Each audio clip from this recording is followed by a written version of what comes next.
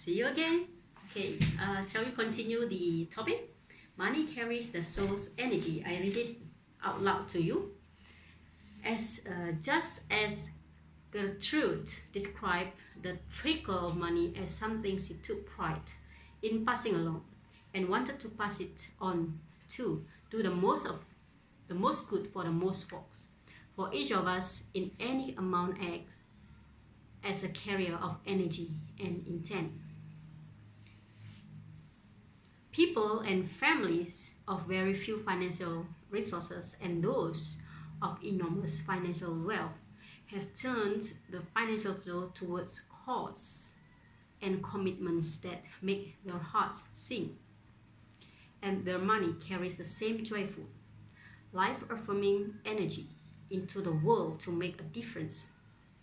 These people are not living in fear of losing what they have or fear that there isn't and never will be enough. They are experiencing the blessing of resources, the appreciation and recognition of having just what they need or more than they need, and focusing on making money a conduit or expression of their gratitude and purpose. Some of the most important social institutions and catalytic transformations in the world have been financed by these enlightened people, many of them people of modest means. I have also worked intimately with families and individuals possessing great fortunes, some of whom have been deeply wounded by their wealth.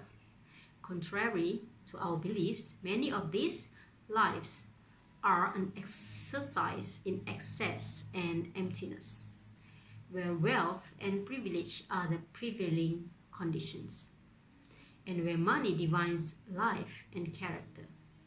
The fear of losing it is often profound. People behave defensively and even desperately to hold on to the money to get more and more of it, and use what they have as a carrier for their own needs to control others. Life becomes a game they must win at all costs, and the money they control amplifies their ability to conquer, demean, and diminish others so they can stay on top. Their relationship to other people can harden in strategy and mistrust, with heartbreaking internal conflict and power struggles. Alcoholism and drug abuse are rampant in families that are considered part of the polite societies of the wealthy. Violations of personal trust and intimacy show up in sexual abuse and violence. These families of wealth are no strangers to the most insidious abuse that the money culture fosters. Okay, so the next topic will be healing a family, Barbara's brave choice. So this is a story about Barbara. Time and again, I have seen people give money in a way that freed them from the trap of accumulation and accusation, and opened them to a new experience of life in contributions. Barbara, a woman in her late 60s, was the recipient of 5-generation New England family fortune. That fortune had defined her family so far back that no one in the family or outside the family had any other sense of the family but its money. For as long as money recalled, they had lived in the understand refinement of old money, not a terribly flashy life by contemporary standards of wealth. Family members existed to serve the fortune, to protect it, to represent it, and to use it to advance the superior and untarnished standing of the family in the public eye. In their choice of clothes, schools, friends, and even marriages, they were expected to live in difference to the fortune and those family members who controlled it. The value of any individual in the family was a reflection of her or his place in the hierarchy of power, prestige, and access to that family fortune. For Barbara and her two sisters, this inheritance had become a kind of curse.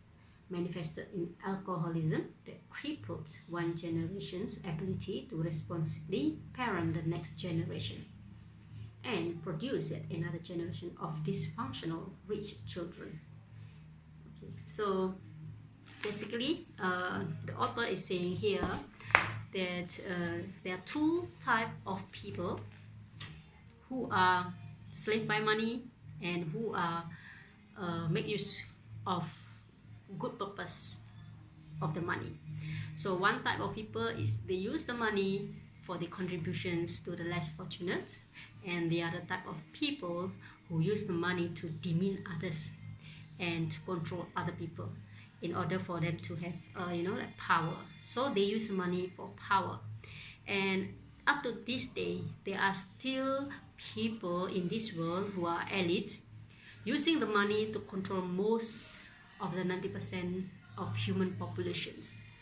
If you know who are they are the people like Rockefellers, Rothschild, and the rest I can't remember the name, Morgan. Those people actually use the money to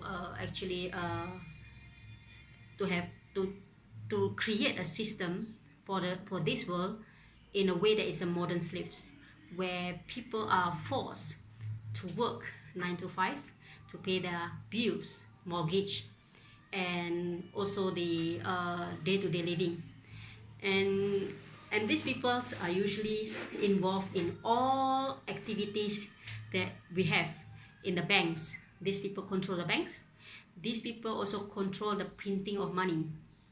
Okay, these people also control the food that we eat. Okay, for example, what's the most famous food? Nestle. Nestle, they also control. You can search for these people named the elites who are controlling the world population. They are only like few thousand people, but they can control billions of people. So these people use money as a power to make people like a slave, in a modern slave. Yeah. And there are some people that is using the money to contribute to other people. Like for example, Mother Teresa. Mother Teresa herself is not rich, but she able to fundraise the money, millions and millions of dollars for her projects. So there are two ways of people looking at money and using money. So in this case, in either way, it carries energy. It's either a positive energy or negative energy. I won't say it's bad or good, but it's negative and positive, like yin and yang. So yeah, this basically explain about the energy of money, that how people use it, and what are the consequences of the decision that money being used. Okay, used for power control or used for contributions for the good of the people. Okay, check out for the next video. I'm going to discuss the next one, where the title will be Know the Flow, Truth Telling about where the money goes. Okay, look for the next video and see you on the other side.